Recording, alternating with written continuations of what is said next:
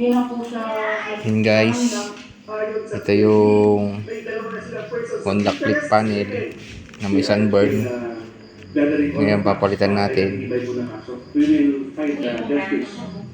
Ito yung kakalasin mo guys. Ito yung 6 na tornilyo. Tsaka ito yung 4 na tornilyo guys. Tabayanan nyo guys. Tapos ito guys, meron siyang clip. Ito, isa, dalawa clip niya para matanggal itong board.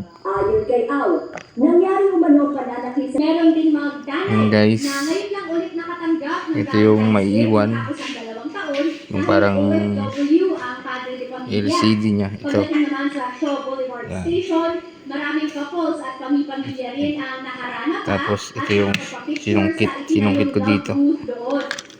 Sinungkit ko dito sa ano to.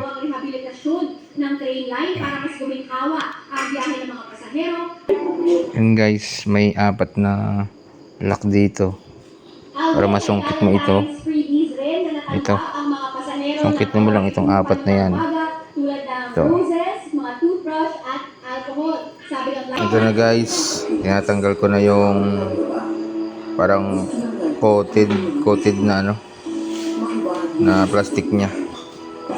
Mamaya papalitan natin ng bago.